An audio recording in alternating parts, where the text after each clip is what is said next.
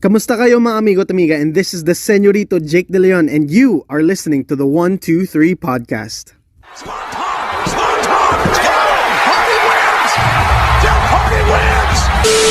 In my career, in what could have been the absolute worst night, in what was literal hell, I was not cynical, I was not jaded, I stood, I fought. You fucking monk!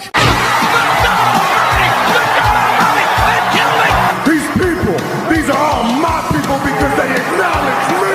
You think you know me?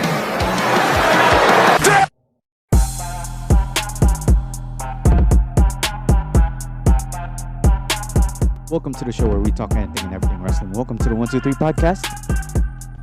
And welcome to the 4th annual 123 Awards. How are you guys doing today?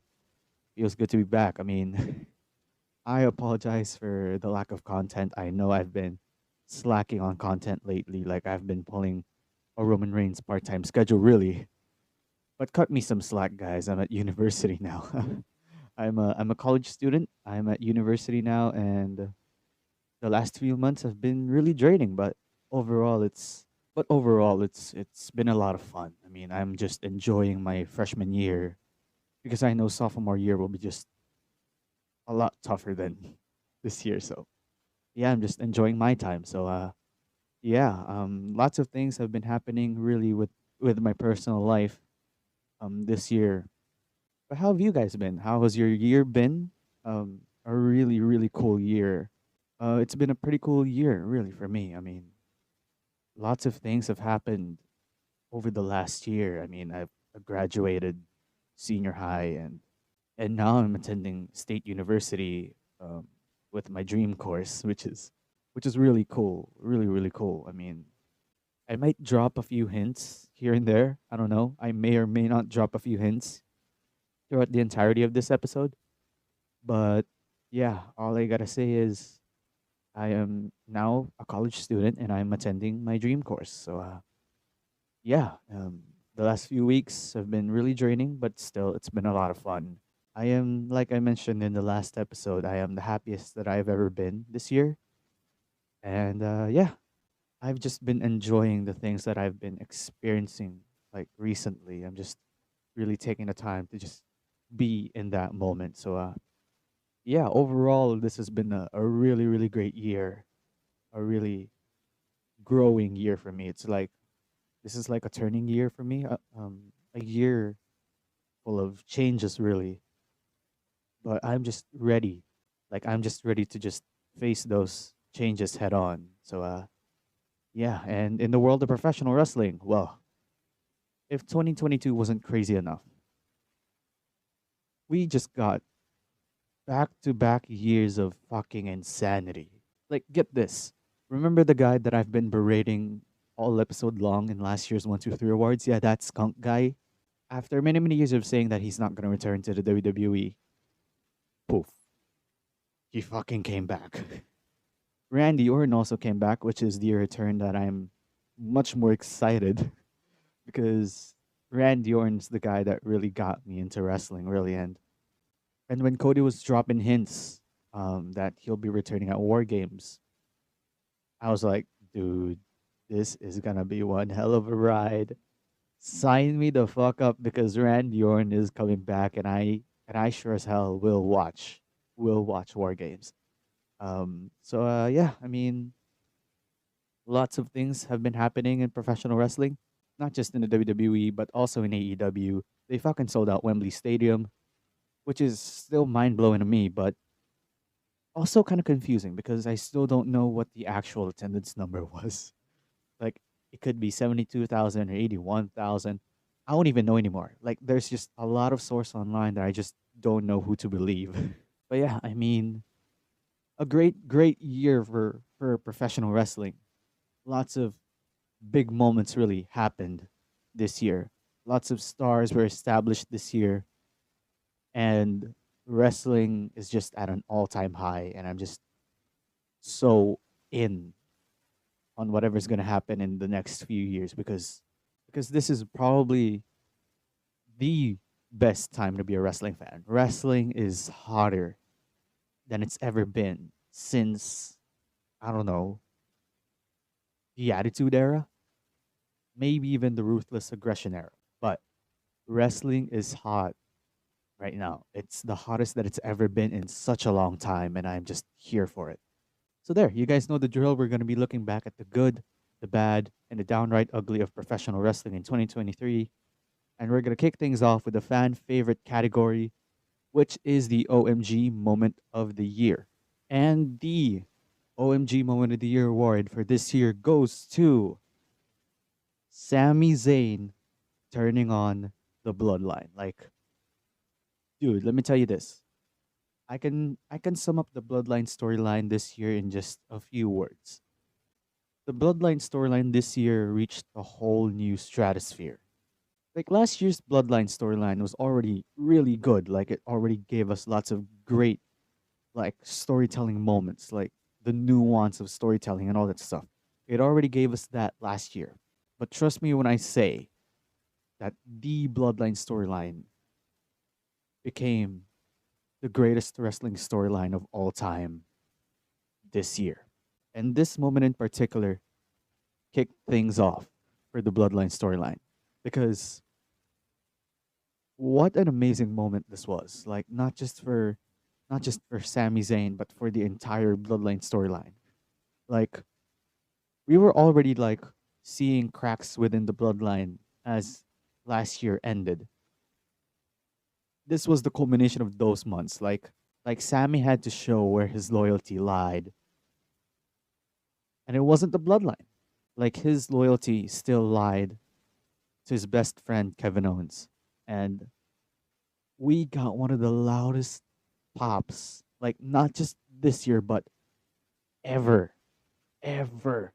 Like I saw this live, and I was already jumping for joy when Sammy hit Roman with the chair.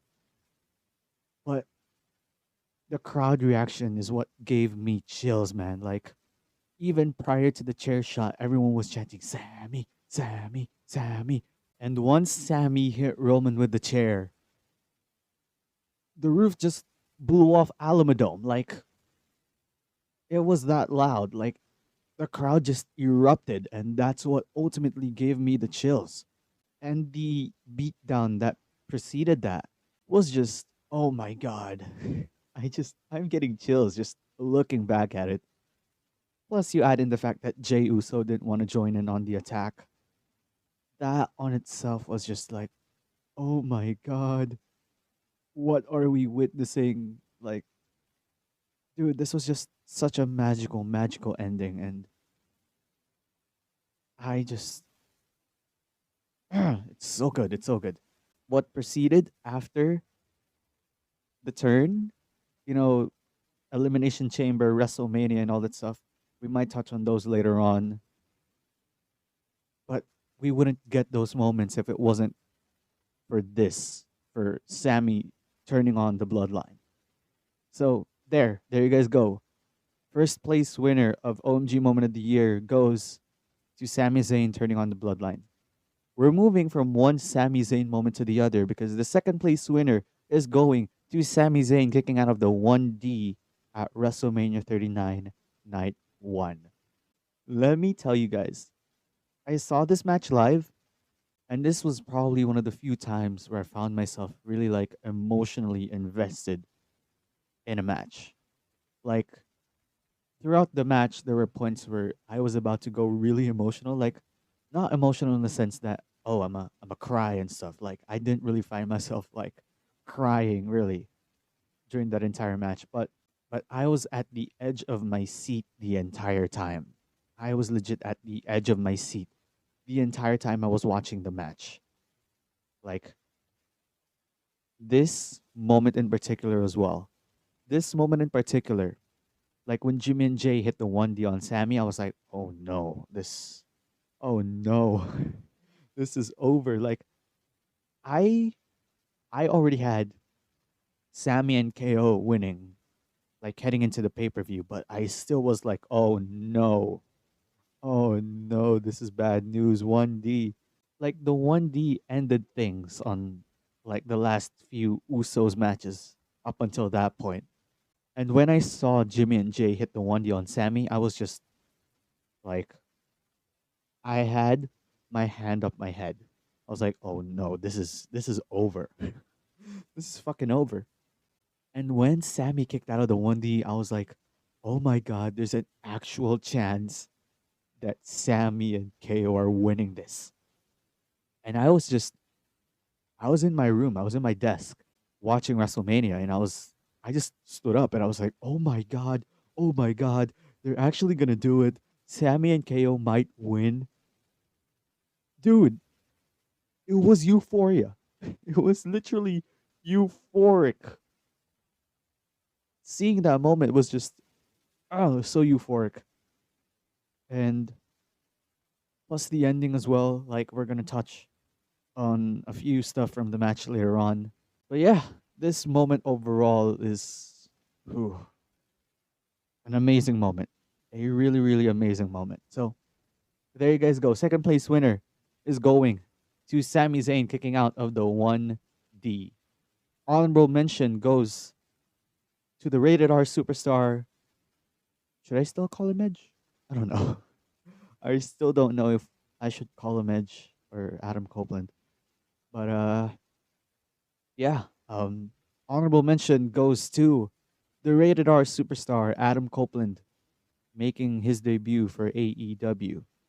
Like, I was at university when this happened, and it was in the middle of one of our classes because we had like a few like 3 hour classes during that day, which was Monday, Sunday US time. So it was Monday here.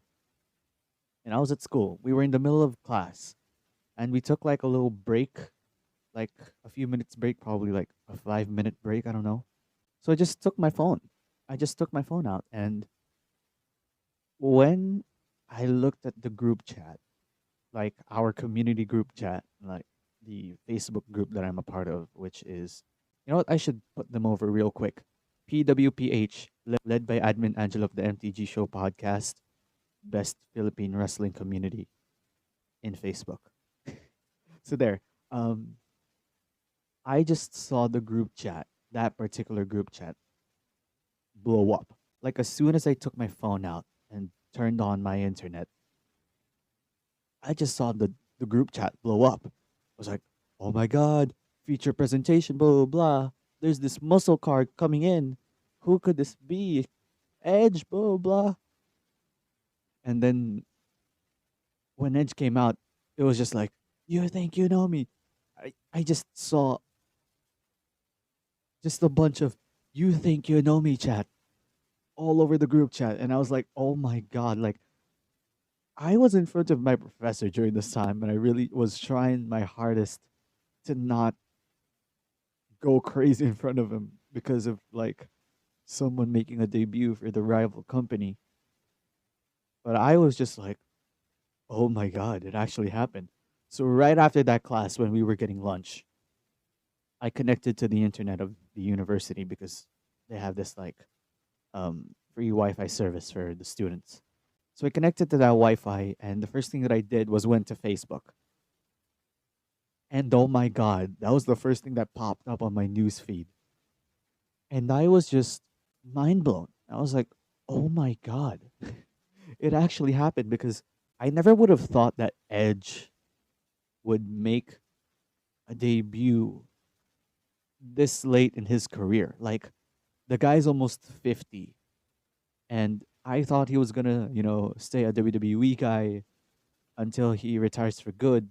Turns out that wasn't the case. I mean, um, Edge made his debut at Wrestle Dream, and what an amazing moment. I mean, I wasn't really like transported back to 2020 per se in that moment because I feel like the 2020 return is still the bigger return than that moment. But like seeing that at school, like I just remembered the time when Edge returned to the WWE, which was also the time where I was also at school when it happened. So yeah, it wasn't really much of a deja vu moment, but I was like, oh my god, am I really experiencing this again? But yeah, the reason why I put this in the honorable mentions list is because Tony Khan and whoever's running creative at the time didn't really capitalize on Adam's momentum. Like after he debuted, like his momentum kind of died down a little bit. Like at the time of this recording, we're finally gonna get our first proper like Edge and Christian one-on-one match at World's End, which will be held December 31st here in the Philippines. So New Year's Eve. It was a great like moment, but yeah, it sucks that AEW didn't really capitalize on the momentum that Adam was having like just after he's debuted. So yeah, there you guys go. Honorable mention goes to Adam Copeland joining AEW. Now let's move on to one of the many fan favorite categories in the award show, which is Return of the Year. And the Return of the Year award is going to the Skunk Man, CM Skunk, returning to the WWE. Like, yeah, I mean, I still gotta call him the Skunk Man, like, after what he did last year. And this year, we're gonna be touching on that later on. You thought you were safe this year, punk. Nah. I am kidding. But, yeah, like, what world are we living in right now? Like, CM Punk made his return to the WWE. Like mind you, this was the same guy who, when he debuted for the rival promotion, said that he didn't want to stay in the company, in the place rather, that made him sick. What world are we living in right now? Like, what the fuck? Like, I saw this return and I was a little 50-50 on it. Like, the first 50, yeah, I was shocked because I really did not expect CM Punk to come back in the WWE. Like for nearly a decade, CM Punk burnt a lot of bridges with the WWE. But I guess there's this money bridge that cannot be burnt. But yeah, I was really shocked when he came back because nobody expected it. Like there were rumors that CM Punk will be returning at Survivor Series because it's in Chicago and it's in the All-State Arena, blah blah. It'll be Shinsuke Nakamura's mystery opponent at Survivor Series, which ultimately didn't materialize. I mean, there wasn't a Shinsuke match at Survivor Series, but I mean the return still happened, so I guess good for them. And also, the other 50. And the other 50 was just me being like really skeptical because I was like, oh no, the WWE's locker room morale is about to go down because he is here now. I am partly scared, really. I'm partly scared because CM Punk is coming back to the WWE with a lot more scrutiny, really. Um, Not just because of what he did last year during Brawl Out. There's this other thing that happened this year as well, which we're going to talk about later on. So CM Punk is coming back to a familiar place with a lot more scrutiny, a lot more negativity around him. So I don't know. I don't know. Maybe give him a few months. I'll give him like 9 months, 9 or 10 months max before he starts like self-destructing. But if he manages to reach those 10 months and not start any shit in the locker room, then maybe I might give CM Punk a chance, really. Um, but yeah, he made his return. He's now feuding with Seth Rollins. He's announced himself for the Royal Rumble, and yeah, like I'm still skeptical because I still have this feeling that CM Punk might start some shit in the locker room in the WWE. But I guess this is what's best for business, right? As Triple H would say. So yeah, there's no bigger return this year than CM Punk's return to the WWE. Like I can just say that, like despite everything that I've said about Punk. So yeah, Return of the Year award goes to CM Punk returning to the WWE. Second place winner is going to Randy Orton's WWE return. Like, I've mentioned this earlier, but when Cody teased Randy Orton a few days before War Games, I was like, sign me the fuck up. Because I am so, so excited. Randy Orton, the guy that got me into wrestling, the guy that made me who I am today, is coming back. When nobody thought that he would ever come back. Because that back injury was just so, so bad that there were times when Cowboy Bob would say that, oh yeah, Randy's been informed by the doctors that, oh, he should never wrestle again, blah, blah, blah. We thought it was the end. We legit thought it was the end for Randy Orton, but turns out it wasn't. So, and when voices hit, man, like, ah, what an amazing, amazing moment that was. Just seeing Randy Orton come out of that stage and, in his ring gear and all that stuff, looking better than ever as well. Like, dude swole. Just seeing him all smiles, doing the one thing that he loves doing, it does put a smile on my face. So, yeah, nothing but praise for Randy Orton, and I just hope that he makes the most out of this run because this might very well be his last run before he retires. So, yeah, I'll just enjoy the moments where we still see Randy Orton because I definitely missed him the last 18 months. So there, second place winner is going to Randy Orton returning to the WWE. Honorable mention is going to Adam Cole returning to AEW. Like, this was a really, really cool return for AEW. Like, Adam Cole is like one of my favorite wrestlers, of course, right now. And him getting injured at Forbidden Door last year was really scary, and it really put that question mark on Adam Cole's career. And when his music hit, like on the first, I think it was the first episode of Dynamite this year. Like when his music hit, I was like, let's fucking go. Adam Cole is back. And I was just really, really excited because if it wasn't for this return, we wouldn't get the MJF match, which would lead into the Brochacho storyline between him and MJF. We wouldn't get that partnership if it wasn't for Adam Cole returning. And so yeah, I mean, this was such a great, great return for Adam Cole because the guy's still fairly young. And to see someone end their wrestling career, especially with the age of Adam Cole, where he's like 30 plus. I don't know. I don't think he's reached 40 yet. But correct me in the comments down below. But to see someone like Adam Cole get stripped of his career, especially with how young he is, it sucks. It really sucks.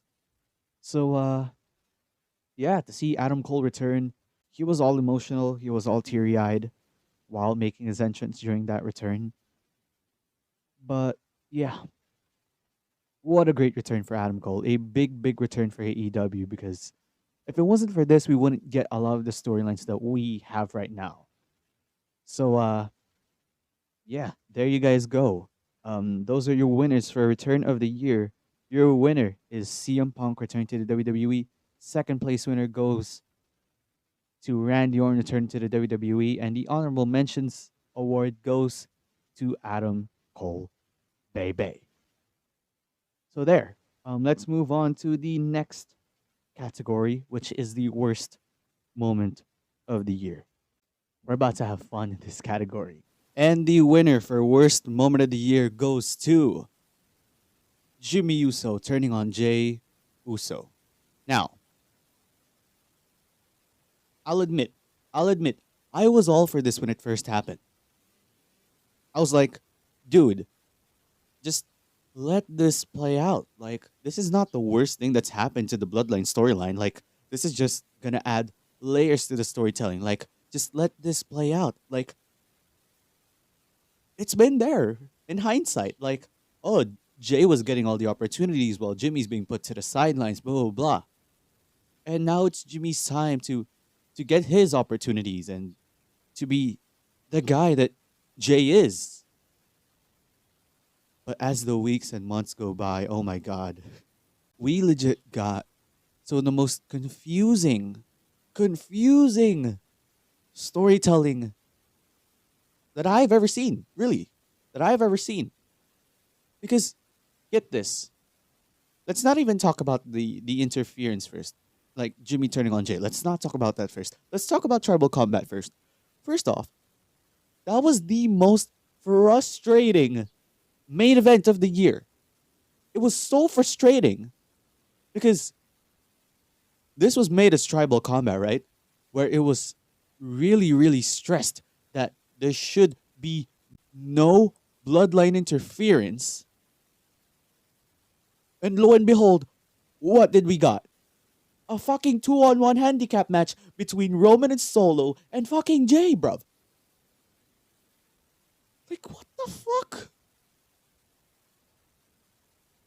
Like, the entire match was just Roman's trash talking, Solo interfering. It was 30 plus minutes of that, bruv.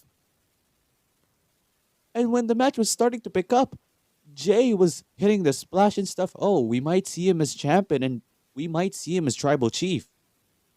Here comes Jimmy, turning on Jay.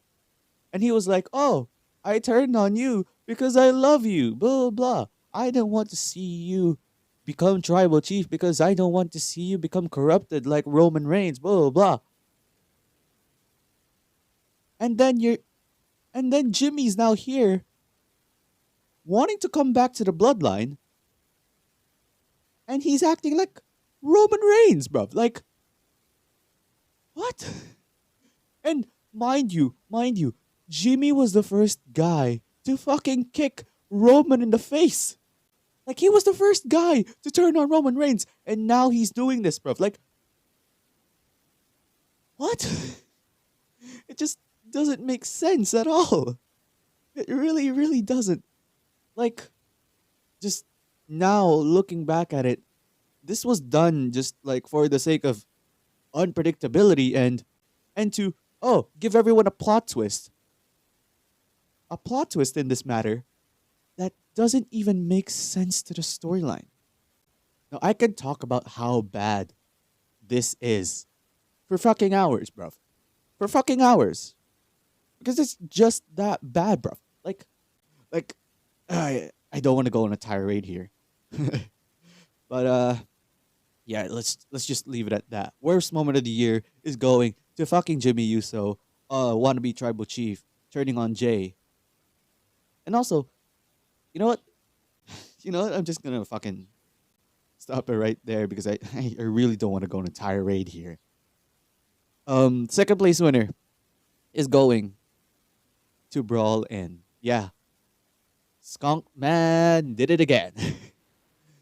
And now he's fucking done it to Jack Perry, aka Jungle Jack. But yeah. I mean, both are at fault here, really. Like, Punk, the veteran that he is, told Jack to not use real glass on one of his spots at Collision. And what does Jack do? He still fucking uses real glass and tells Punk to go cry him a river. And then we got a scuffle backstage after Jack's match. And fucking, like, I cannot stop laughing at the fact that the scuffle happened in front of Tony Khan, especially after he made that promo on fucking Dynamite in Chicago, where he was like, oh yeah, for the first time in my life, I was worrying about my safety on a wrestling show, blah, blah, blah. Oh my god. Oh, I cannot stop laughing about that. Like, you could see Tony Khan, bro. He was like, as usual, he was like all coked up and stuff. He was like, for the first time in my professional career, I started to worry about my safety backstage. Oh my god. It just goes to show you, bruv, that Tony Khan's a fucking child, man. Like, it took him fucking 2 occasions to finally terminate CM Punk's contract from AEW. This man talked shit about the EVPs and one of your wrestlers in the fucking press conference last year. You didn't do shit about it, you just let him talk. And you didn't even, like, fucking fire him, like, after the scuffle that transpired after the fucking press conference, bruv. You didn't even fire him. You just suspended CM Punk. You suspended the Elite. You suspended Ace Steel. Oh, you probably fired Ace Steel and stuff. But that doesn't change the fact that you didn't do anything in that first altercation, bruv. You didn't do anything in that first altercation, bruv. Like, what the fuck? Like, what kind of president are you? And it had to take a fucking disciplinary committee with Bryan Danielson in it to fucking fire the guy. Dude, man, like, what the fuck? Like, I feel sorry for Tony Khan for what he went through during those 2 occasions of Punk going on a tirade on the Elite and Jungle Jack. But come on, man, grow a pair. Grow a fucking pair, man. Like, this was bad, man. This is just so bad, and it just shows you how incompetent Tony Khan is. And this is not like a fucking, this might be a dig on Tony Khan, but come on.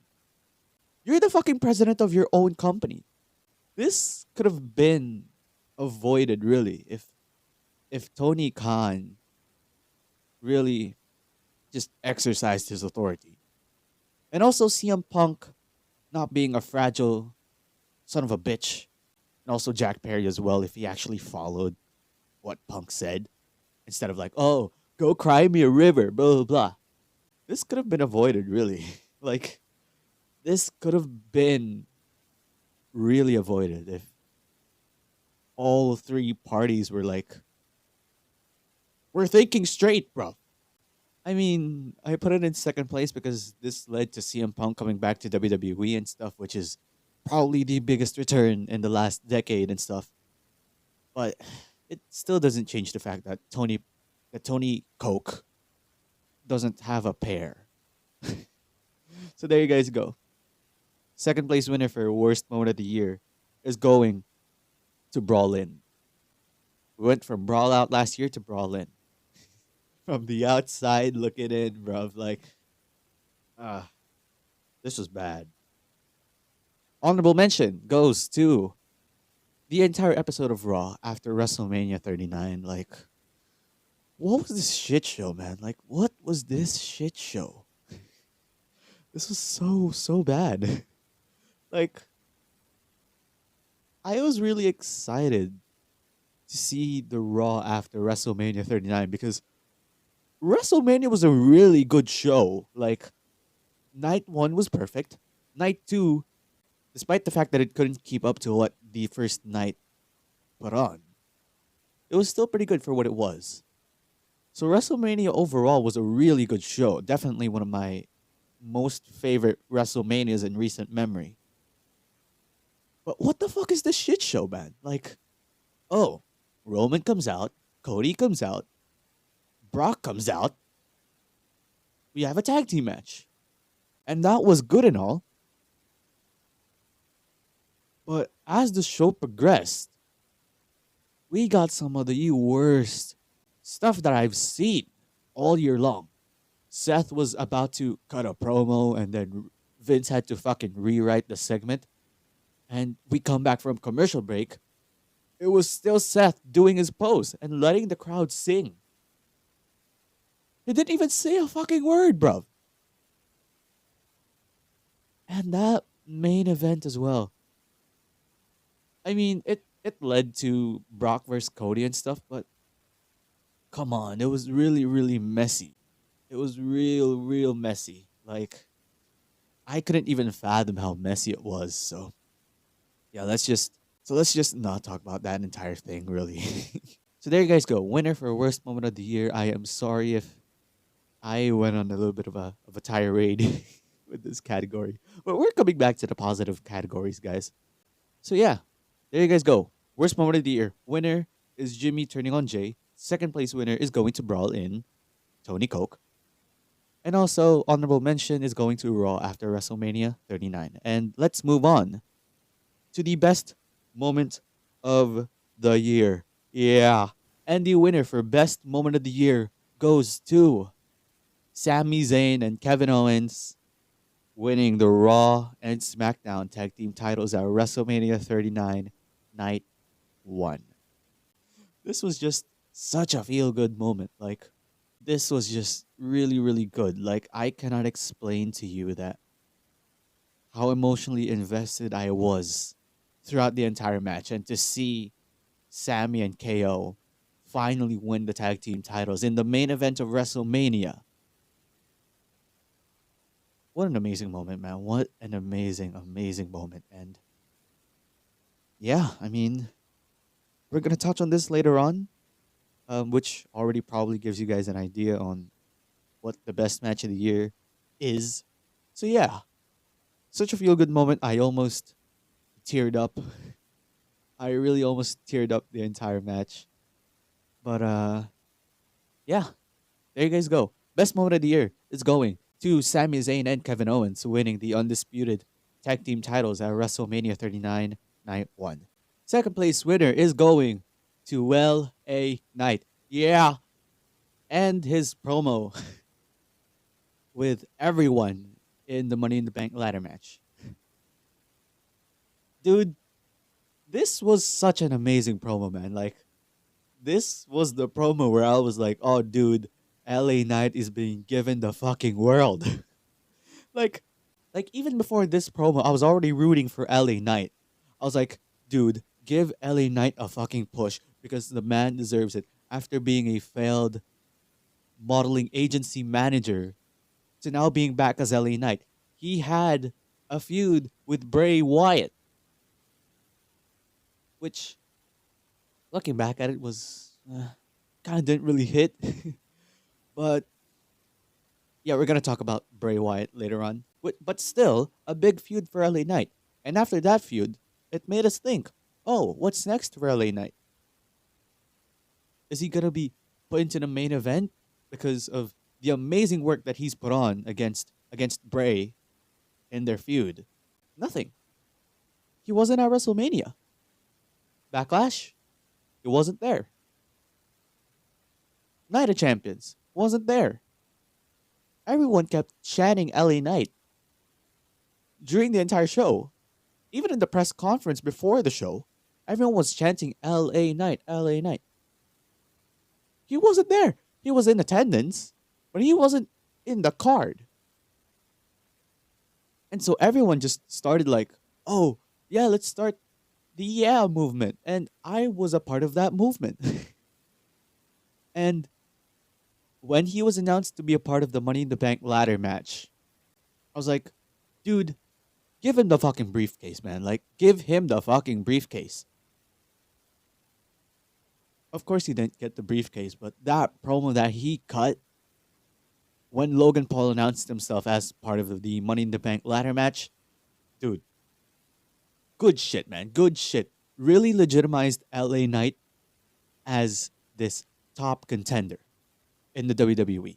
And I was just legit all for it. I was like, yes, LA Knight is being given the spotlight. Give him the fucking spotlight while he still can. Like, I was really wired back then at the mindset that, oh, you gotta strike the iron while it's hot. But really just seeing LA Knight's rise, I mean, I was like, yeah, good things really does come to those who wait. So yeah, or should I say, yeah, I'm really really excited for what's next for LA Knight. I mean, right now as of recording, he's in the main event scene. He is feuding with AJ Styles and Randy Orton over Roman Reigns, and who will be the number one contender for the undisputed titles, which is a great position for LA Knight as well. He might have taken a little bit of a back seat, like after Crown Jewel, but his position right now in the main event scene is still pretty big. And I just hope that 2024 will be LA Knight's year. Like him winning the United States title from Logan Paul would be really cool. Like some people would take it as a demotion for LA Knight, but I don't see it as that. Like at all. Like I see LA Knight winning the US title from Logan Paul as like a big moment for LA Knight, because let's face it, LA Knight is like the right person at the wrong time. Like he is world championship material. Like we cannot deny that. But we're living in an era where Roman Reigns is the undisputed world champion. And no one makes more sense to dethrone Roman than Cody. Really at this point, there's really no one that makes sense to dethrone Roman than Cody Rhodes. And so yeah, if you're gonna give the title to LA Knight without giving Cody his moment, oh yeah, the fans are gonna turn on him. Like it's just bad timing. So if WWE does not want to risk that, then maybe put LA Knight in the US title scene. Have him beat Logan Paul, have him lead the mid card division. And then we'll see what happens. So there. There you guys go. Second place winner is going to LA Knight. Yeah, and his promo at Money in the Bank. Honorable mention is going to Triple H, unveiling the newly minted World Heavyweight Championship. I can just sum this up in just a few words. Big Gold is fucking back. That's it. There you guys go. Your winners for Best Moment of the Year. First place winner is going to Sami Zayn and Kevin Owens, winning the undisputed tag titles at WrestleMania 39, Night 1. Second place winner is going to LA Knight. Yeah, and his promo at Money in the Bank. And honorable mention is going to Triple H, unveiling the World Heavyweight Championship. So let's move on to Debut of the Year, which I've kind of revamped because there weren't really lots of like big debuts this year. So, yeah. Let's move on to Debut of the Year. We got two winners. We only got two winners for this award. So, yeah. I just had to work with what I have. So, yeah. Let's move on to Debut of the Year. Winner for Debut of the Year is going to the Rated R superstar. I still don't know if I should call him Edge or Adam Copeland, when he made his debut for AEW. Like I already explained this earlier in the episode, that I never really thought that Adam Copeland would make a debut this late in his career. Like this man is already a bona fide Hall of Famer. Like he already is a Hall of Famer in the WWE. But somehow he made his debut for the rival company 20 plus years after working for WWE. And I'm not going to be here and say that, oh, Edge in AEW doesn't sit right with me, blah, blah, blah, because he's a WWE guy and now he's in AEW, blah, blah. Come on, guys. Come on. Like, Adam's happy with how he parted ways with the WWE. And now he's happy in his place in AEW. So let's just let the man live. Like, let's just let the man live the last few years of his career how he wants to. I've already mentioned some booking mishaps that TK and whoever the writers at AEW did with Adam Copeland. But it still doesn't change the fact that Adam wants to spend the rest of his career, the last few years of his career, how he wanted to. He didn't get that in the WWE. Like, after that whole year long storyline with the Judgment Day, he was in limbo. He was a part of the world title tournament. He had a match with Waller, and he had a match with Sheamus to end his career in the WWE. Like, those were good and all, but if you think of like someone like Edge, like, you just know that he should be a part of a big, big storyline. Unfortunately for WWE, they didn't give him that. Like, right after that entire storyline with the Judgment Day, he was done. He was done, really. And I mean, it could have been so much more, really, with Edge in the WWE. Like, right after that storyline, like, it really could have been so much more. Like, he could have maybe went for the World Heavyweight title, since that was the title that he never lost when he retired. He could have went for the United States title, which he did to some extent. He could have ended his career with John Cena or with Randy Orton. That could have been really, really cool, but yeah, sadly the stars didn't align for Edge and the WWE, and Edge had to leave. And we got this really, really big debut for AEW. So, like as much as I like memeing Tony Khan in the show, this is a big acquisition, really, for AEW, and I just fucking hope that Tony Khan does this man justice, because this man deserves to spend the last few years of his career on his own terms and retire on his own terms.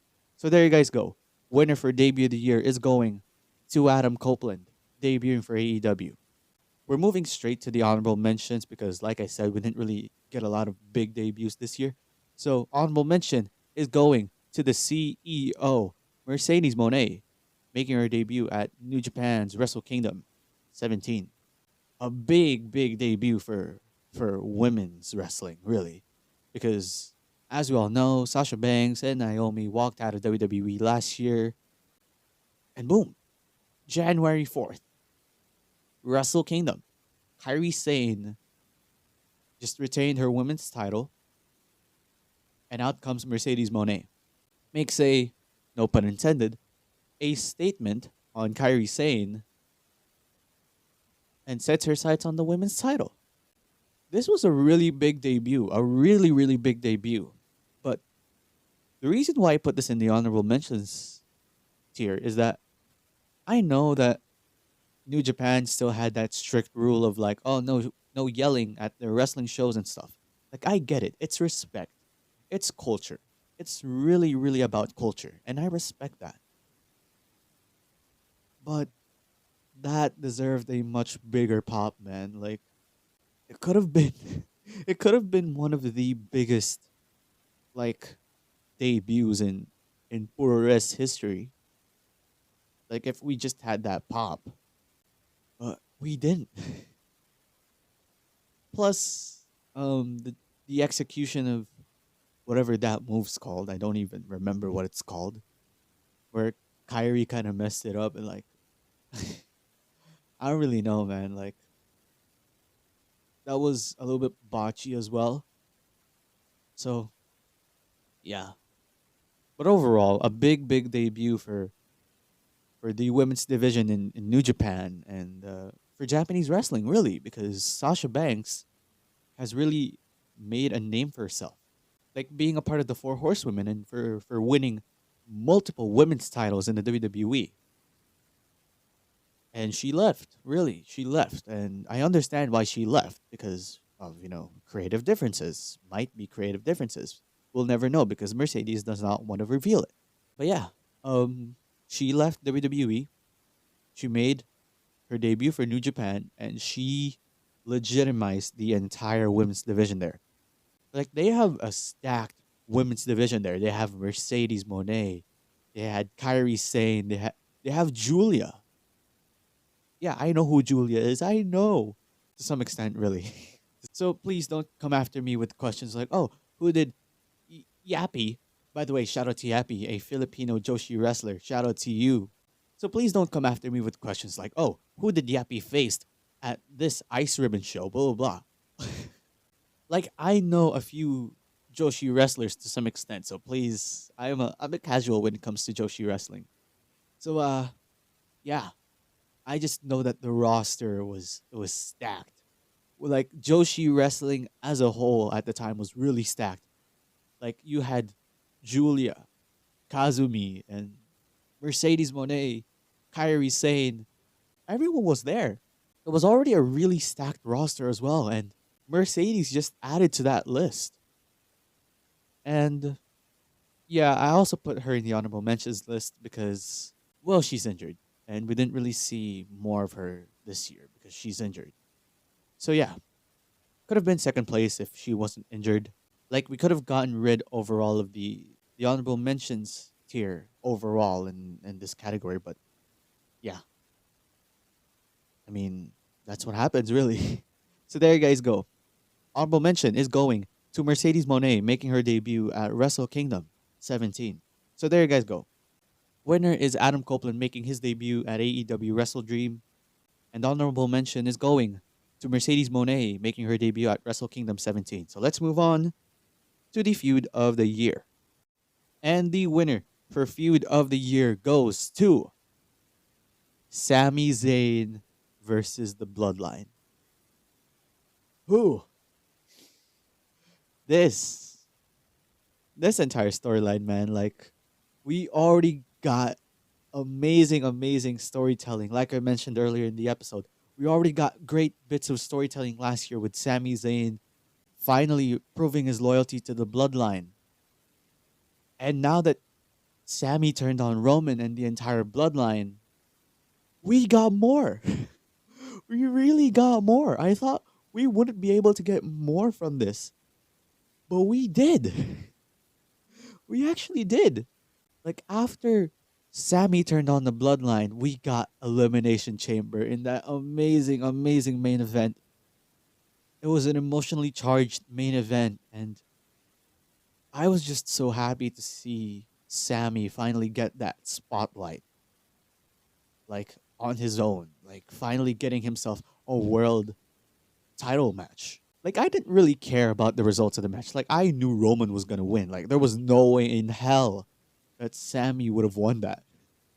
But still, I was really just happy to see Sami get that spotlight in his home crowd, in his hometown of Montreal. It was really cool, man. And we also got a little bit of a swerve with Jay seemingly siding with Sami Zayn until he ultimately super kicks him in the face, proving that he's still with the Bloodline. Dude, like, seeing that entire segment, I was like, oh my god. Like, those three words really summed up the entire Bloodline storyline for me. Like, from last year up until Money in the Bank this year. Those three words would sum up how I felt about that storyline this year. It was just full of oh my god moments.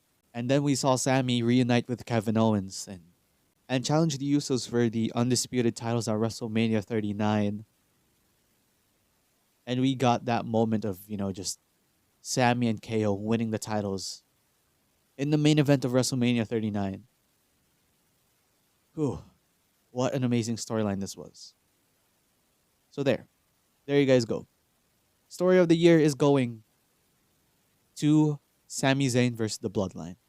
Second place winner is another branch of the Bloodline storyline. This is a storyline with many branches, and I just love it. So we're tackling one of the branches of that storyline in the second place winner of this category as the Bloodline Civil War takes second place. Now, I feel like this storyline started like right after WrestleMania. Like, it started when the Usos lost the titles, disappointing Roman Reigns, really.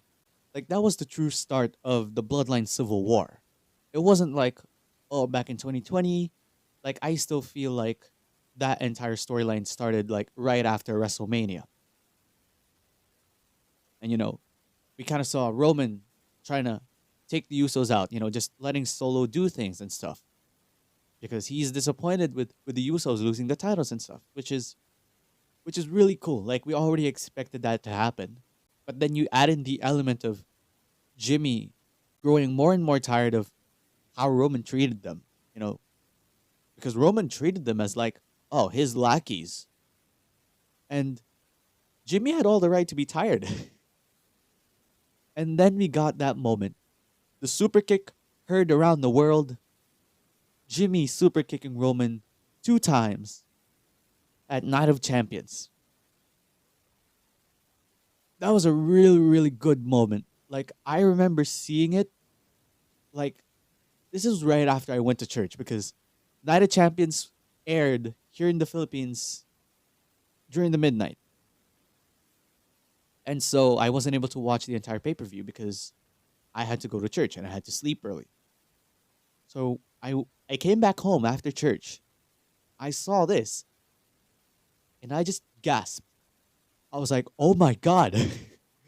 Jimmy actually pulled the fucking trigger. And Jay was still like uncertain about, oh, why did you super kick Roman, blah, blah, blah. And then we got that moment as well with Jay siding with Jimmy, which kicked off the build for Money in the Bank. Oh my God, this was such an amazing moment. Like, I already knew that Jay was going to eventually side with Jimmy. But you cannot deny that moment was so big. It was so, so big. And it really added to the exclamation point that, oh, the Usos are finally breaking out of the bloodline. And Cody's prophecy, like during the lead into WrestleMania, you guys remember when Roman and Cody had that promo and he was like, oh, after WrestleMania, you'd be Roman without his reigns. You'd be a chief, but you wouldn't have a tribe.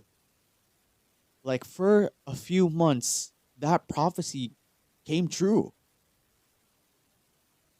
And it was, oh my God, mind-meltingly good. Like, storyline-wise, mind-meltingly good. Mind-meltingly good. So there you guys go. Second place winner is going to the Bloodline Civil War. Honorable mention is going to Dirty Dom versus Rey Mysterio. What a storyline this was, man. This storyline was hilarious and fun at the same time. Like, we saw Dom and Rhea go to Ray's house for Thanksgiving, for Christmas, just to attack Ray, bruv. And then Ray had to call the police. And then we got this masterpiece that is ex-con Dom. Oh my God, this was such a hilarious storyline. It was really fun at the same time as well, just to see, oh, Dom slapping his dad. Meanwhile, Ray refuses to hit Dom and stuff until, like, Dom talks shit to Angie and Aaliyah. That's when he finally was like, oh yeah, I've had enough. I'm gonna hit you as hard as I can. And that match at WrestleMania, what a match. Like, the moment of that match, like, not just for me, but for everyone, I may be speaking for everyone, was when Dom finally got spanked. Like, when I saw that, I was like, yes, fucking hit the guy. Like, I've actually, I might be actually promoting, fucking abuse to children. Just watching that match, because Ray took the belt out, and I was like, oh, I know where this is going. I've felt this before. I know this feeling, bruv. And then Ray just fucking spanked Dom. And I was just like, dude, yes. Just fucking hit him however times you want, Ray. Oh man, that match was so, so good. And that storyline overall was really, really cool. Culminating at WrestleMania in that amazing, amazing match. So, yeah, honorable mention is going to Dirty Dom versus Rey Mysterio. So there you guys go. Those are your winners for Feud of the Year. First place overall winner is going to Sami Zayn versus the Bloodline. Second place winner is going to the Bloodline Civil War. And the honorable mention is going to Rey versus Dominic Mysterio. Now let's move on to Match of the Year, which I'm really, really excited about. Let's go. Winner for Match of the Year goes to Sami Zayn and Kevin Owens versus the Usos at WrestleMania 39. Yes, we're finally going to talk about this match. Fuck, yes. What a match. What a match this was. And not to mention, this had to follow up one of the greatest women's matches in WrestleMania history with Charlotte Flair versus Rhea Ripley. Dude, the moments in this match, I shit you not, this match was... it was so mind-meltingly good. Like, storytelling aspects were there as well, as usual.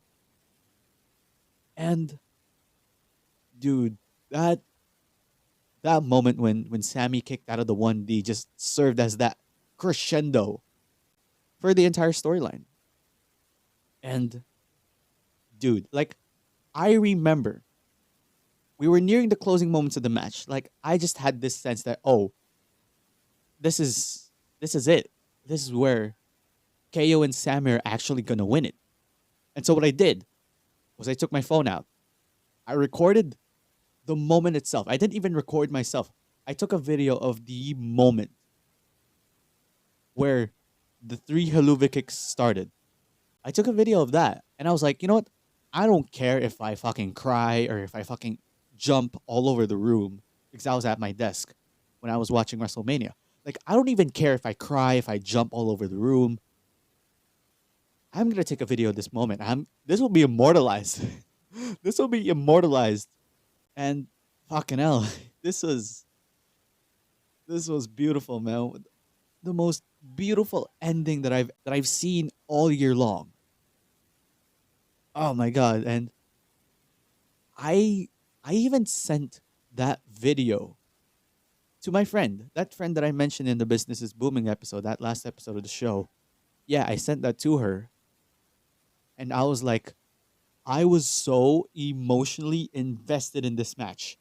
Like, if the full match goes up on YouTube, you have to fucking watch it. Like, I don't care. Drop everything now. Subtle Taylor Swift reference. But if that full match drops on YouTube, drop everything that you're doing. Watch it. Fucking watch it. Like, the video contained me just fucking jumping for joy. Really, I was like, let's go! Like, I was so invested in the match. I remember this particular moment vividly, like right after the 3rd haluva kick. Sammy went for the pinfall. When the ref's hand hit the mat for the 3rd time, it just felt like time stood still. And I didn't even say a single word. I just jumped for like a second. And then that's when I was like, let's go, let's fucking go.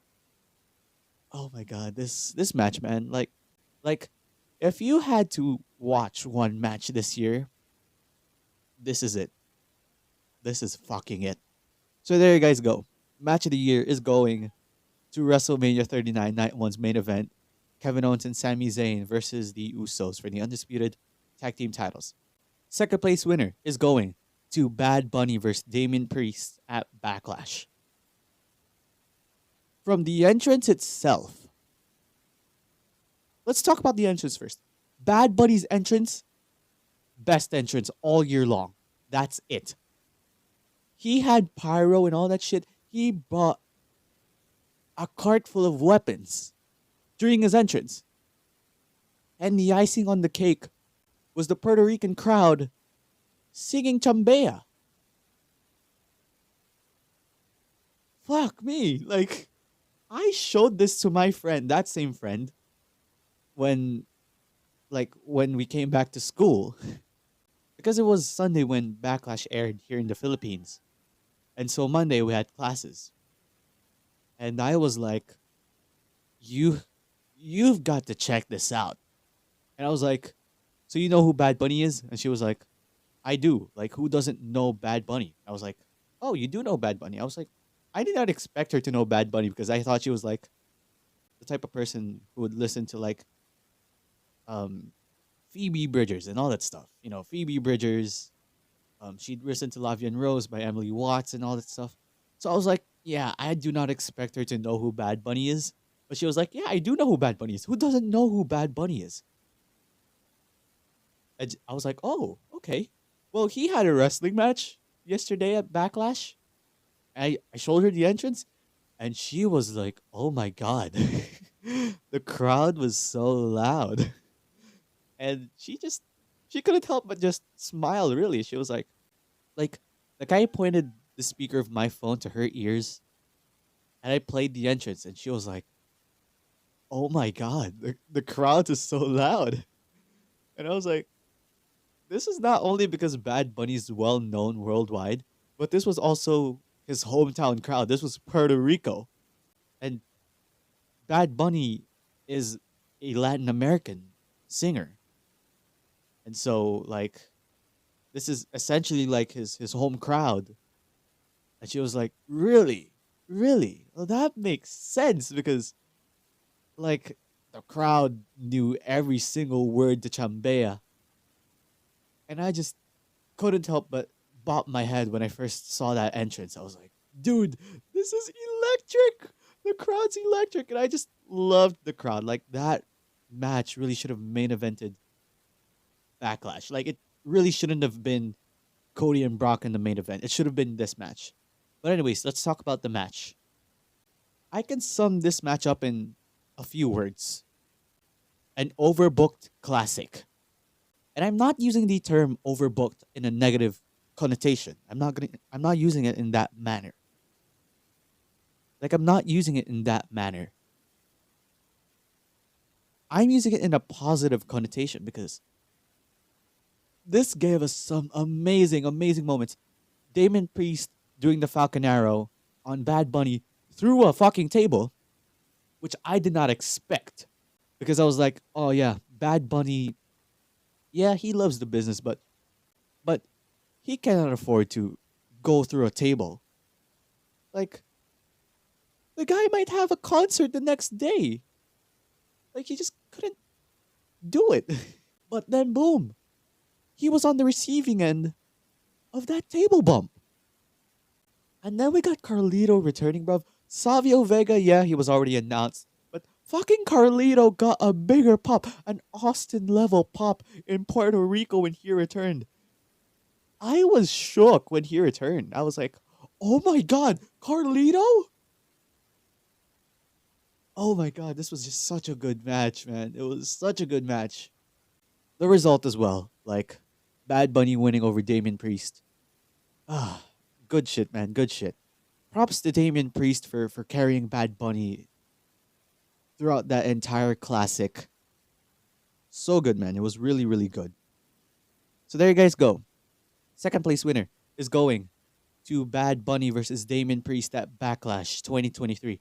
Honorable mention is going to Kenny Omega versus Will Ospreay at Wrestle Kingdom 17. Now, some people might have preferred their Forbidden Door bout a lot more than this bout. But trust me when I say I saw this match and I was at the edge of my seat the entire time. The near falls were some of the best non-WWE near falls that I've ever seen. Because you just thought that Will Ospreay was out of it. Like he was done.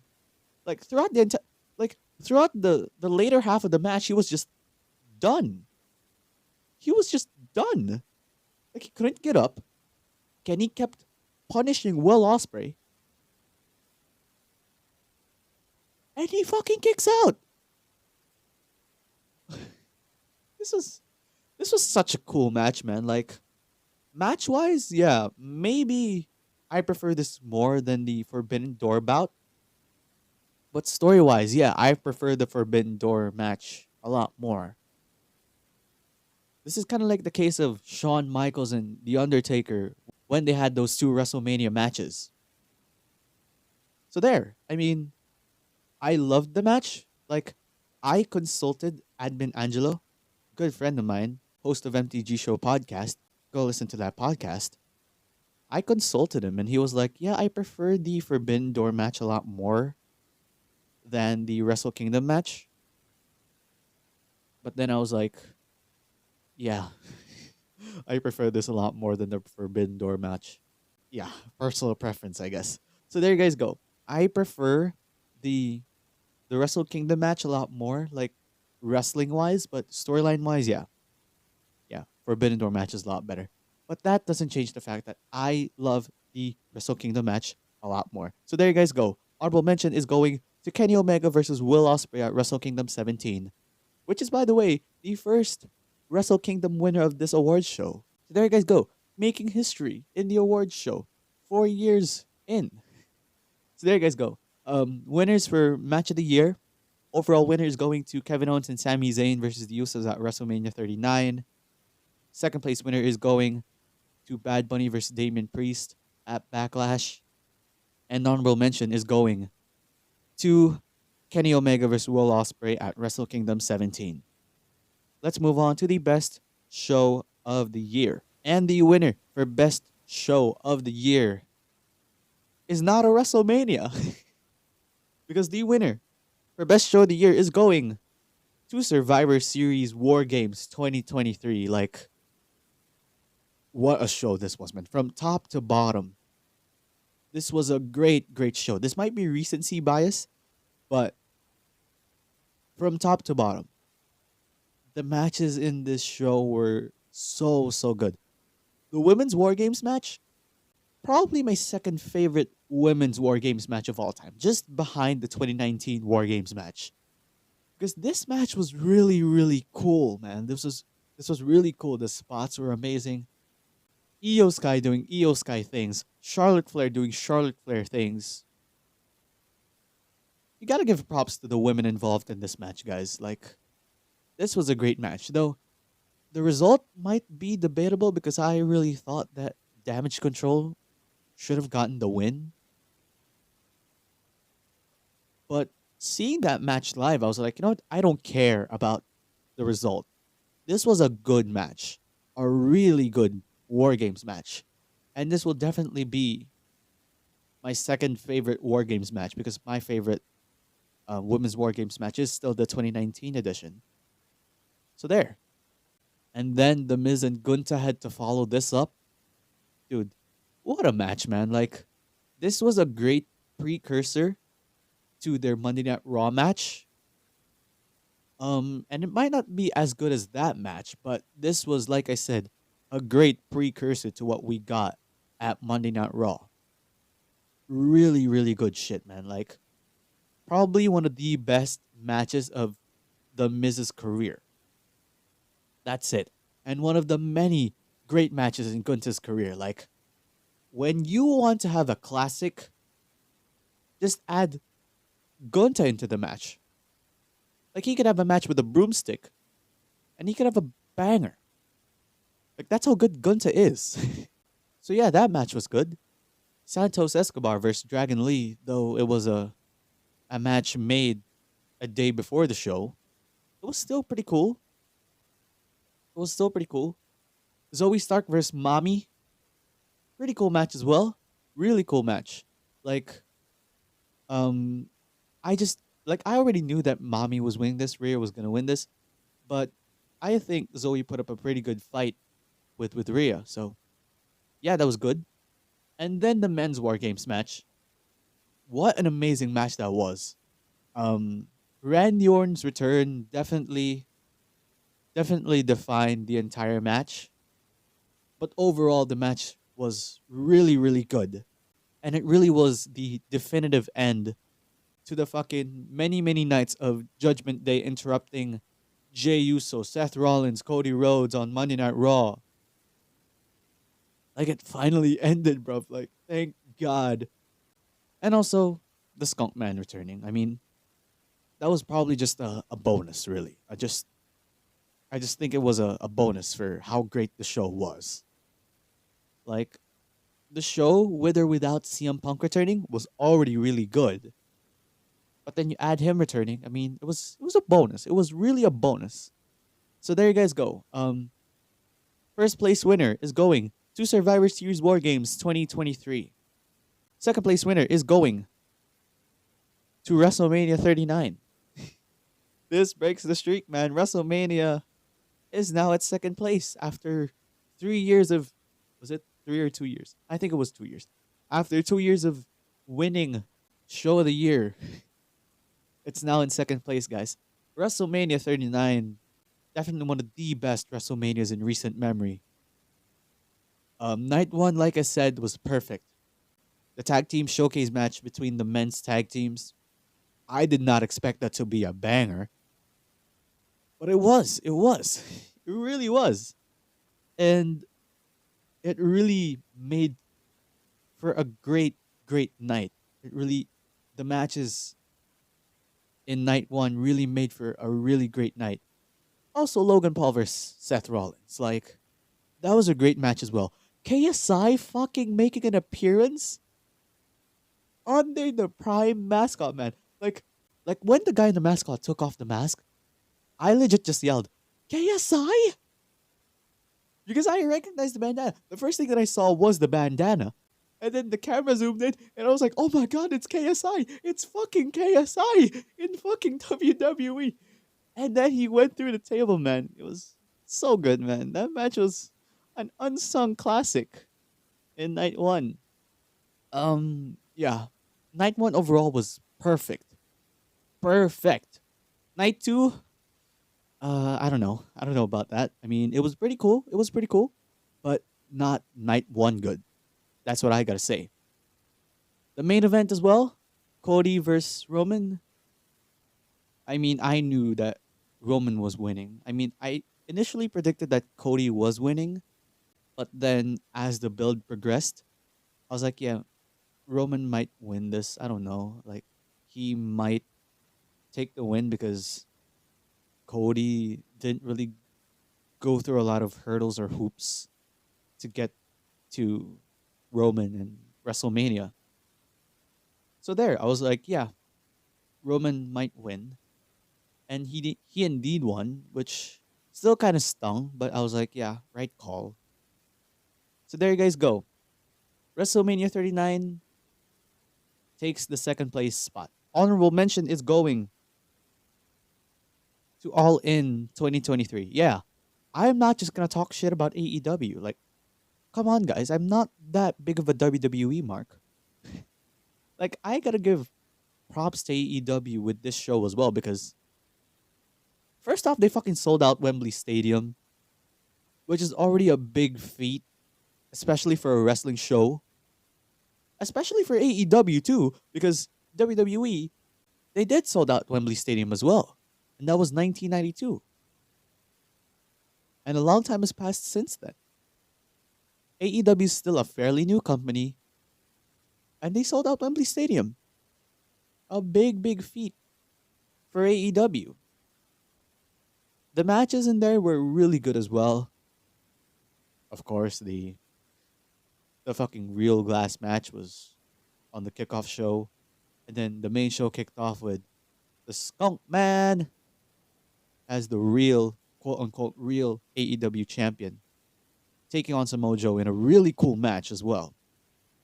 And then the night ended with Adam Cole and MJF hugging it out, with Roderick Strong being miserable in his wheelchair. Overall, a good show, man. A really, really good show, which was sadly overshadowed by whatever happened backstage. Yeah, I still hate talking about that. So, yeah, there you guys go. Those are your winners for Show of the Year. First place winner is going to Survivor Series War Games 2023. Second place winner is going to WrestleMania 39. And honorable mention is going to All In. Now let's move on from the best show of the year to the worst show of the year. Worst show of the year. Here we go. The winner for worst show of the year is a fucking trifecta in the WWE. Because kicking off this category, the winner is SummerSlam 2023. Dude, what could have been an awesome pay-per-view, man? Like, the card was stacked, really, with Logan Paul versus Ricochet, the Slim Jim Battle Royal, Drew McIntyre versus Gunta, and the fucking main event as well. This had all the ingredients to become a classic show. But what we got, man, was just terrible. Terrible. Terrible show. Say it with me, guys. The show was mid. It was really mid. Really, really mid. Despite that stacked card. Like, the only good matches on that show were Logan Paul versus Ricochet and the Slim Jim Battle Royal. I don't know what happened with Gunta during the show, because I thought that his match with Drew McIntyre was going to be a classic, a banger, as everyone would say, but it wasn't. It was a good match, don't get me wrong, but it but it wasn't Sheamus versus Gunta good. And yeah, don't get me started on that main event as well. That frustrating main event. I'm not even gonna talk about that now. So yeah, there you guys go. Worst show of the year, SummerSlam 2023. A missed classic. Second place winner is the event that comes right after SummerSlam, Payback 2023. I mean, I didn't really expect much in this pay-per-view. Like, the only thing that I was excited about in this show was LA Knight versus The Miz, and partly Seth versus Shinsuke. And those matches were decent. Were decent. So yeah, I mean, I didn't really expect much in the show, but it still was pretty mid.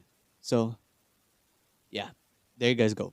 SummerSlam and Payback 2023, your first two winners. Honorable mention is the event that comes right after Payback, which is Fastlane 2023. This was, I don't know about this, man. Like, I really don't know about this show, man. Like, the only thing that I remember from this show, you know what? I don't remember anything from this show. From the show itself, I don't remember anything. Maybe Jay and Cody winning the tag team titles, but other than that, there was nothing memorable in the show. Like, the only thing I remember this show for was the press conference when Jay and Cody were really drunk, and they were like really entertaining in that press conference. Which, by the way, I saw the entire segment of Cody and Jay in that press conference. Dude, that was the most entertaining press conference that I've ever seen. It was entertaining for all the right reasons. Yeah, take that, CM Punk. Like, just Jay being like really drunk during that press conference, and just him going loose while Cody was out there keeping his composure, man. Like, really entertaining. Really, really entertaining. And Triple H was like, yeah, that was one of the best things that I've ever seen. Ah, that press conference was so fun. Even better than the show itself, really. So there you guys go. Unfortunate winners for worst show of the year. SummerSlam takes the cake. Payback takes half of it. And Fastlane takes a quarter of it. So that was one way of putting the winners up. So yeah. Now let's move on to the last few categories of the awards show. This is Worst Male Wrestler of the Year. The unfortunate winner for Worst Male Wrestler of the Year is Jimmy Uso, man. Jimmy with the 3 M's on his nameplate. Like, I've already mentioned my problems with Jimmy Uso earlier. Like, yeah, he was the first guy to turn on Roman Reigns. And now he wants to be back in the bloodline, and he acts like fucking Roman Reigns. He acts like, oh, the tribal chief, while Roman is not showing up. Like, some of the worst storytelling as well. Some of the most confusing storytelling that I've ever seen, especially in recent memory. And this is coming from someone who went through lots and lots of confusing storytelling under Vince McMahon. It's just so bad. So there you guys go. Worst wrestler of the year, worst male wrestler of the year award is going to Jimmy Uso. Second place winner is going to Karrion Kross. Now this is, I'm not putting him in this award, in this category, because he's a bad wrestler. No, I am not saying that he's a bad wrestler. But he's just not being used at all. Like, fucking use the guy. He clearly has all the potential. He has the look, he has the entrance, he has the body build. He has everything, bruv. Use him. Fucking use him. God damn it, man. Poor Karrion Kross, man. Poor Karrion Kross. Last year, he had one of the biggest returns of all time as well. Like, he returned after SummerSlam, set his sights on Drew McIntyre and Roman Reigns, and he just fucking disappeared after that. Like, he had that feud with Ray and all that stuff, but come on. He didn't have a feud that lasted 2 weeks, man. Like, god damn it, man. Like, it's just so sad, man. Like, fucking use Karrion Kross. Like, the guy clearly has a potential. He's making the most out of his TV time, clearly. So fucking use him. Come on, Hunter. Come on. I know you're better than that. You booked him great when he was in NXT. What happened to him now? So there you guys go.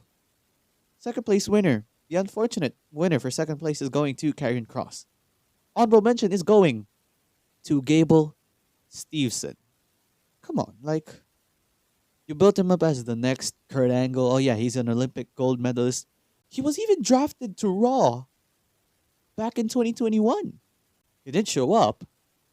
Instead, he showed up to NXT.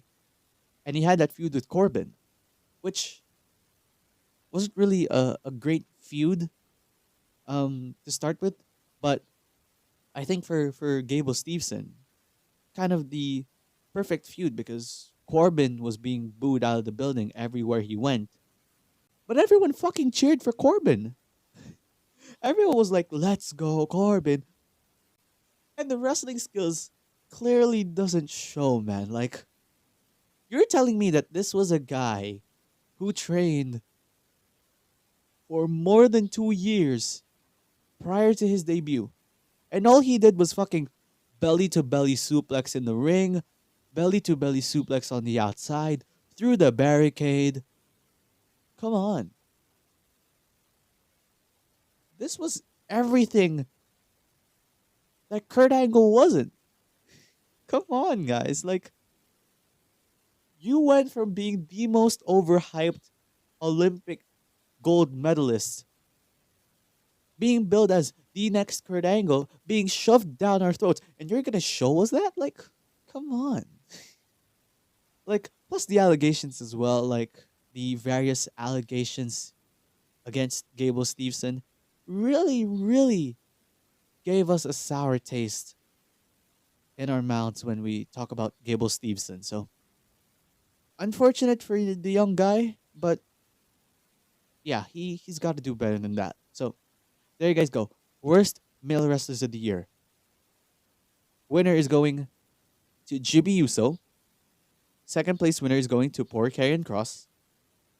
And honorable mention is going to Gable Steveson. Now let's talk about the best male wrestler of the year. Best male wrestler award is going to Jey Uso. Polar opposites, man. You see the parallels here, guys. Like, Jimmy winning the worst male wrestler, meanwhile his brother is winning the best male wrestler. But for good reason. Main event Jey Uso became main event Jey Uso this year. Like you could tell, like, there were already signs that Jey was really gonna break out of the bloodline. And he did. He did. Even during the start of the year, we were already seeing signs of like, oh yeah, Jay is definitely gonna be a great single star. We've already seen that in 2020. Why can't we see that again? So when he finally broke out of the bloodline, when he challenged Roman Reigns at SummerSlam in Tribal Combat, he was like a made man. He was already a made man. Jey Uso in 2020 was a fragile man. Was really fragile. Like the character Jey Uso was really fragile back in 2020. And now Jey Uso's finally broke free from the bloodline. And he's already a made man. He's not even scared of Roman Reigns. Like, he won a fucking promo battle with Roman during one of the segments before SummerSlam. He was like, Roman was like, oh yeah, I don't understand why you think that you can beat me. And it was like, because I already did, Us. That single promo was like it for me. It was it. I was like, yep, this is main event Jey Uso. Like, it wasn't even the promo where Jay challenged Roman for the undisputed title at SummerSlam. It wasn't that. It was that particular promo where it was like, oh yeah, I already beat you, Us. Like, it was that specific promo where I was like, yep, this is main event Jey Uso. Main event Jey Uso.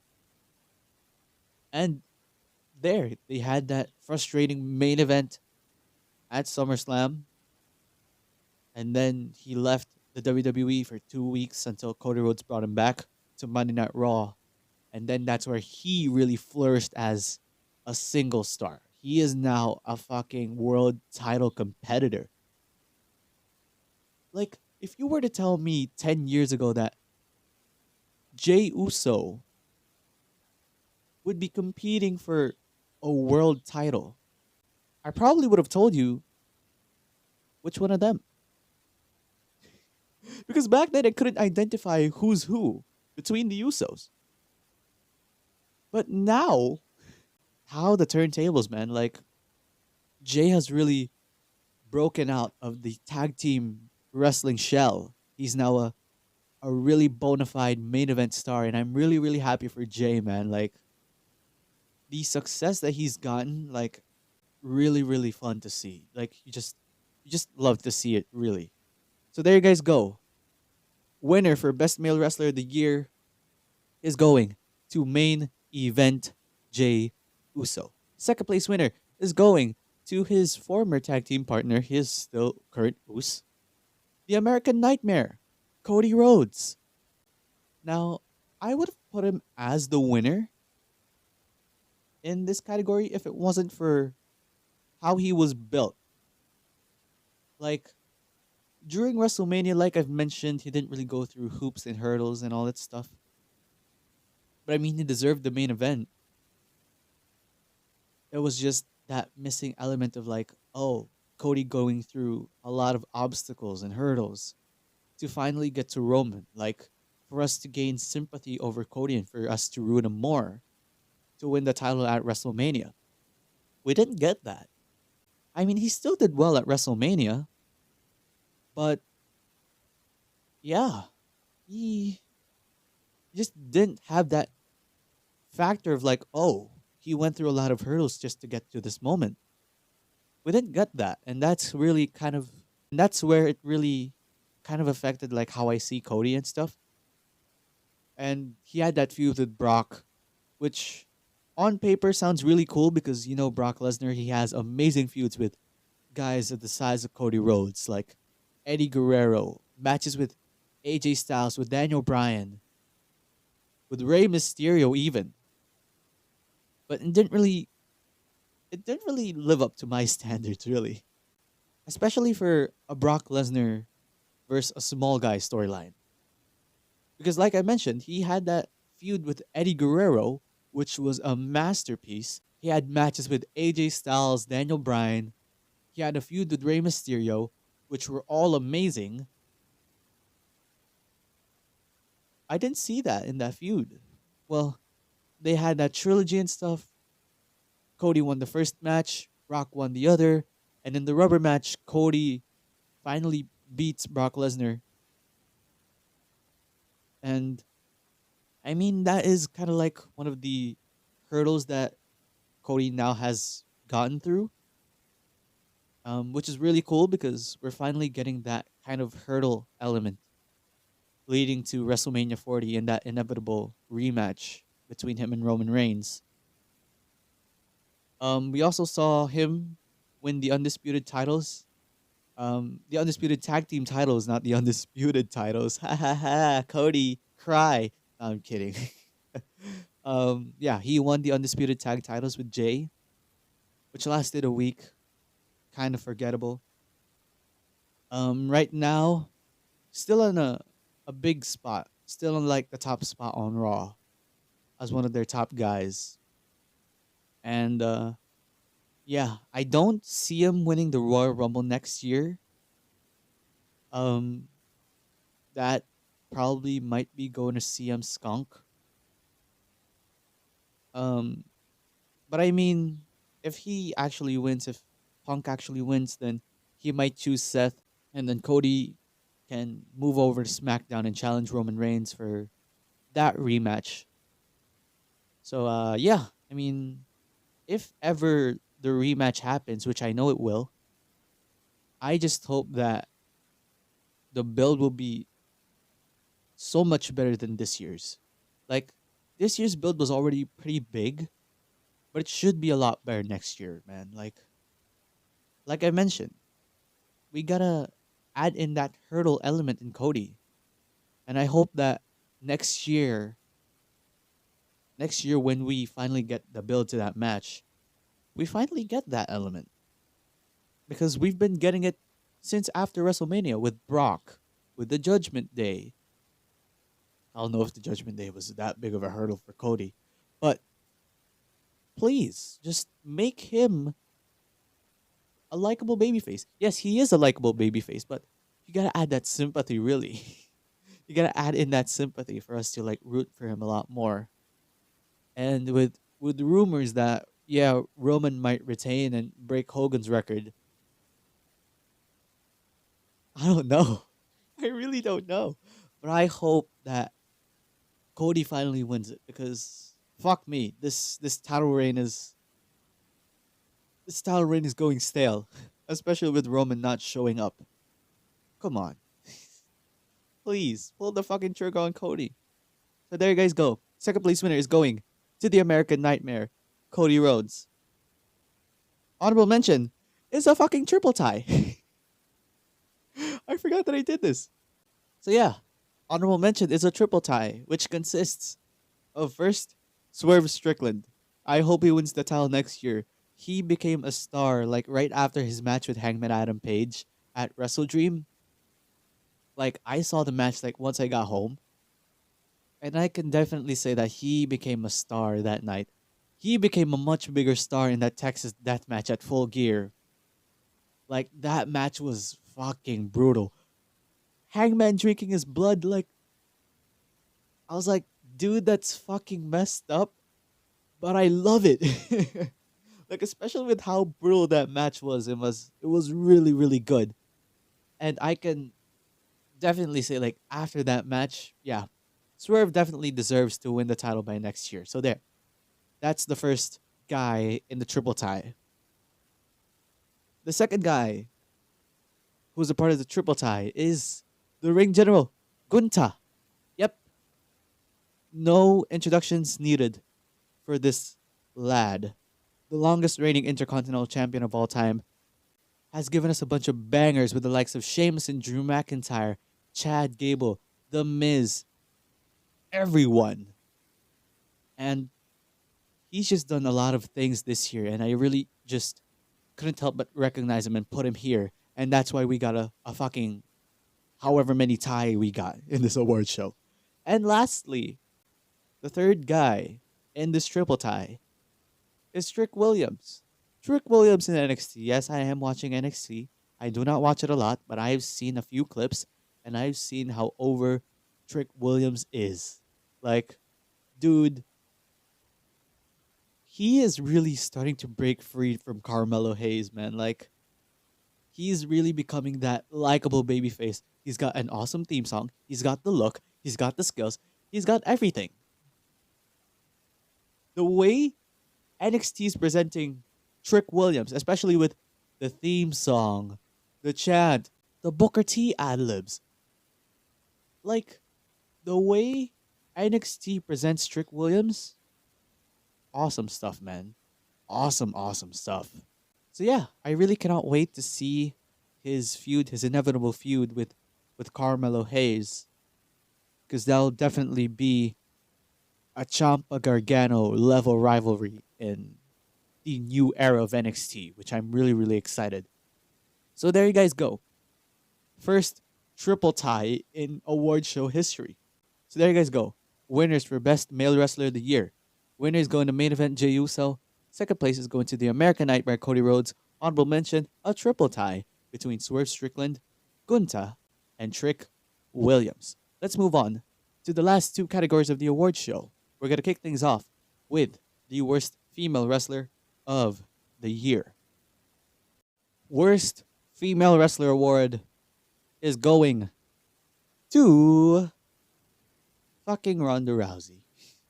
Like, she returned last year at the Royal Rumble, and then she had that match with Charlotte at WrestleMania last year, which was really, really bad. And then they had another match at Backlash last year. WrestleMania Backlash, blah, blah, blah. I don't need... Fucking hell, I hate that name. Which, admittedly, was so much better than the WrestleMania match. Like, this second run, man, it was just a complete failure. That's just one way to describe it. A complete failure. Like, at least in her first run, Ronda had the edge. Like, she was likable during that first run. This second run, though, she was annoying as fuck. And it didn't even help that she was put into a tag team with Shayna Baszler. And they won the titles. And then fucking Shayna Baszler turned on her. Which makes Shayna Baszler the heel in this feud, mind you. The likable wrestler. Like, people hate Ronda Rousey that much that Shayna Baszler, the heel in their feud, was being cheered a lot more. Plus the fucking MMA rules match at SummerSlam. Come on, man. If there's one thing that I hate, and I'm a casual MMA fan. I watch a little bit of UFC, 1FC here and there. The one thing that I hate is fucking worked MMA matches. Oh my god, it brings those things just get into my nerves. Those really get into my nerves. And that match, man, was just so bad. And when that match was over, I was like, thank fucking God. Now go leave, Ronda. Go leave. I don't want to see you. Ever. Oh, man. I hate her, man. I fucking hate her. I really wanted to give her a chance, especially after she returned last year at the Royal Rumble. I really wanted to give her a chance, man. I just couldn't help but fucking just hate her. Because she was just so bad, especially this year. So there you guys go. I guess this is me beating a dead horse. I don't know. First place winner for Worst Female Wrestler of the Year is Ronda Rousey. Second place winner is going to Natalya. What is even Natalya doing this year, man? Just being put in a random tag team every 2 weeks. Now she's with Tegan Nox, and I don't know with Natalya, man. She's a legend. I could admit that she's a legend, but fuck me. She's not doing anything. She's not doing anything. Her matches are boring. Her promos are bad. What is she even doing? I couldn't help but just wish to keep Natalya off of my screen because what she's doing is just so bad. And fuck me, man. Like, for someone to be a part of the Hart family and be that boring, come on. Come on. Like, it's just so bad, man. Like, keep Natalia off my screen. Like, that's just what I gotta say. So there you guys go. Second place winner is going to Natalia. Honorable mention is going to Nikki Cross. Like, same question goes for Nikki Cross. What's she even doing? We keep getting sanity teases back in the early months of the year, and now all she's doing is fucking stare blankly at Chelsea Green. Come on. What is she even doing? Like, if that's how you use Nikki Cross, keep her off my screen. Like, I'm sorry. Keep her off my screen. Maybe put her at main event, but please, if you're gonna put her on Raw, at least do something important to her, man. So yeah, there you guys go. Winners, the unfortunate winners for female wrestlers of the year, the worst female wrestlers of the year. First place winner is going to Ronda Rousey. Second place winner is going to her best buddy, Natalia. And honorable mention is going to Nikki Cross. Let's move on to the last category of the award show, which is the best female wrestler of the year. And here we go, the last category of the award show. Thank you guys for making it this far, if you guys made it this far. And the winner for best female wrestler of the year award is going to Mommy Rhea Ripley for 2 years in a row. Rhea bloody Ripley, man. Like, she's had a tremendous year. Like, she started off the year winning the Women's Royal Rumble, challenging Charlotte at WrestleMania in that amazing, amazing match. She's brought a lot of eyes to the women's title during this reign, and I wouldn't have it any other way. Now, granted, Rhea's reign right now isn't really doing it because, like, she's barely defending the title. Like, she's just holding on to the title as like a prop per se in the main event scene, because she's a lot more involved with the main event scene on Raw as instead of the women's division in Raw, which is, it sucks, man. Like, she's the champion and she's not really involved with the women's division.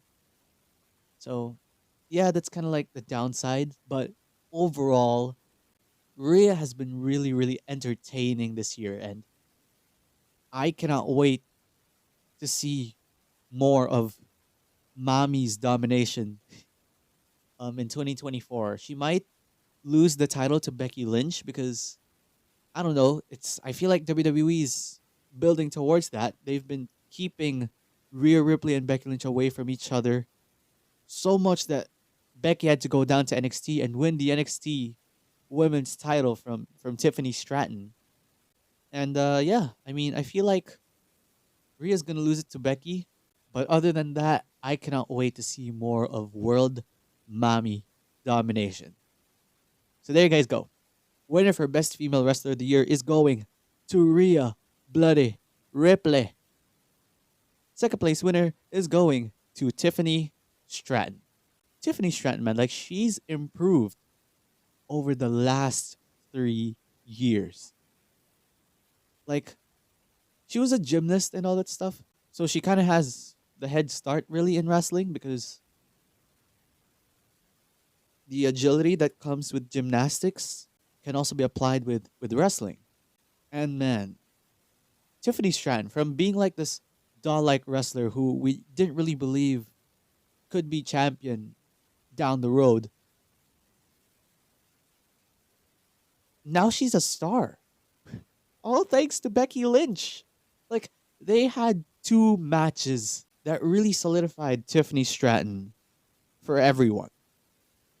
Their match at NXT where Becky won the title, and that no holds barred match, that no disqualification match at NXT No Mercy. That was so good.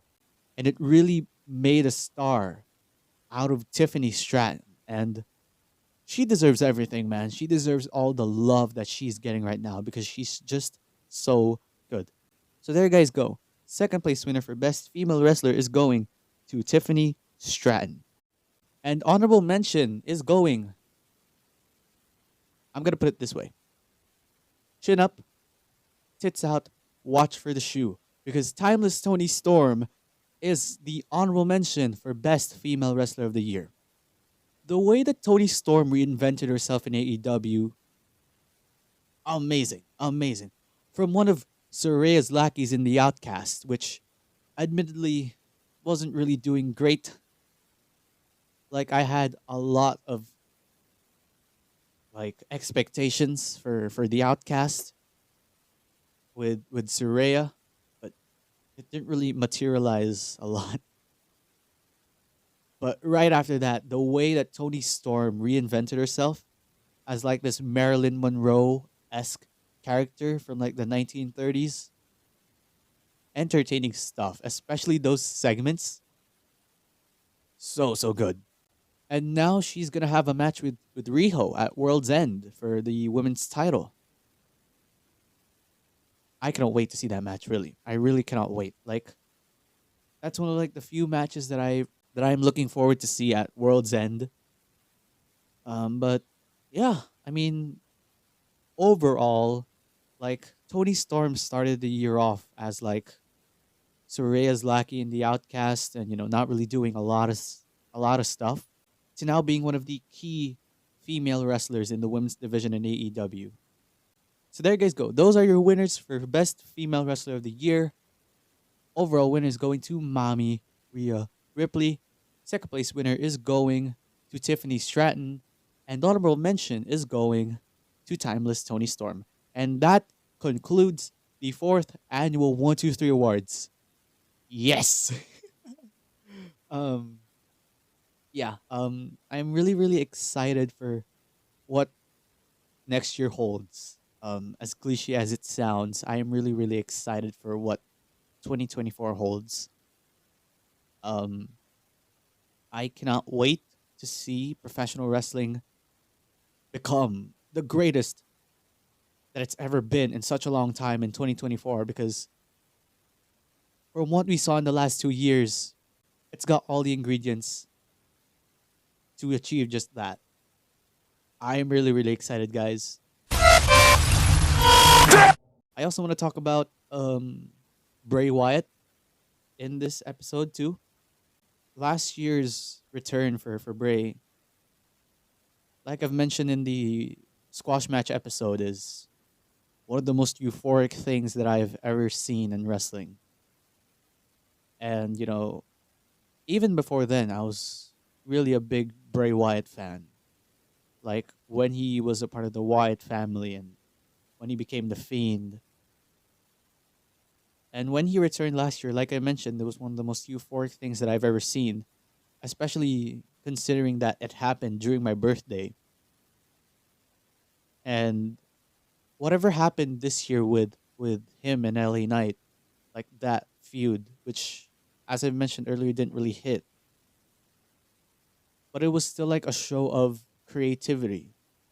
Probably the last show of creativity for Bray Wyatt. And now I'll admit, I really cried when I learned about Bray Wyatt's passing. This was right when I woke up, when the news broke. And when I saw it, I was just on the verge of tears, man. Like, this man has such a creative mind, and we're just never going to experience that again. Plus the fact that he has a beautiful family. Bray is still fairly young at 38 years old. God. It's really tough. Like, I remember mentioning Bray Wyatt to my friend, to that friend that I keep talking about here on the show, I keep mentioning Bray Wyatt to her, and the impact that he's made not only to professional wrestling but to me as well. She was there really, like, throughout the entire grieving process, because I really grieved Bray Wyatt's death, really. And a few months later, it's still, I still cannot believe that he's gone. I still really can't. And it still hasn't sunk in, really. It really hasn't sunk in. So, yeah, I mean, I still grieve for his family, man. I still grieve for Mike Rotunda, for Bo Dallas, and to his family as well, with JoJo and everyone, everyone that he's worked with as well. I still grieve for them, really. Because this man was such a creative pioneer in wrestling. And I still miss him. I still miss him. Like, whenever I see, like, a TikTok post about Bray Wyatt, I was like, dude, I still cannot believe that he's gone. And yeah, I mean, that's life, I guess. Everyone everyone's time here on this earth is really short when you think about it. So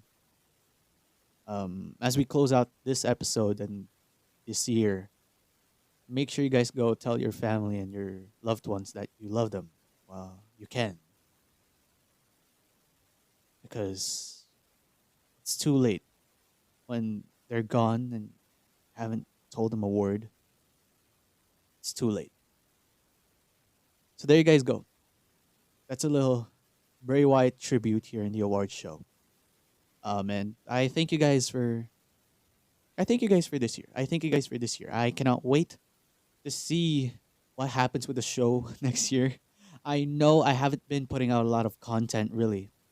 A lot of content this year, but I'm gonna try my best. Despite the hectic university schedule, I am gonna try my best. I am gonna try my best to give you guys content that you guys will love. And yeah, I also cannot wait to see what the future holds for me. 2024, shaping to be a great year for me. So yeah, I cannot wait. I'm gonna face the challenges and the hurdles that 2024 will present to me head on, and I cannot wait. So there you guys go. Also, I'll be turning 20 this 2024. 20 years, man. Like, god damn. So there you guys go. I just wanted to get that out of the way. Thank you guys so much for listening. I hope you all enjoyed. Like, comment, subscribe, all that good stuff if you guys are listening on YouTube. And yeah, thank you guys so much for listening. I hope you all enjoyed. This has been JM. This has been the 123 podcast. Merry Christmas and a Happy New Year, you filthy animals. Peace.